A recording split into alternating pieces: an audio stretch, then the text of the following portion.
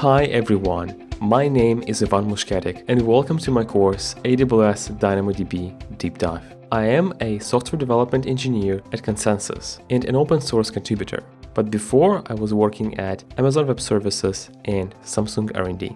DynamoDB is a cloud database developed by AWS, and it provides high scalability, low latency, high availability, and all of that with almost no operational load. With just a few clicks, you can create a DynamoDB database that can handle tens of thousands of requests per second. While DynamoDB is a powerful tool and it can be used in many different domains, to use it efficiently, you need to understand how to use it correctly. You need to know how it works, how to model your data, what are good use cases for it, and when you should use a different database. It is an in-depth course about DynamoDB, but no prior DynamoDB knowledge is required. Some of the major topics that we will cover include designing DynamoDB tables to efficiently store your data, how to write applications that use DynamoDB, how to process a stream of updates in DynamoDB tables in real time, how to use transactions with DynamoDB, and DynamoDB best practices.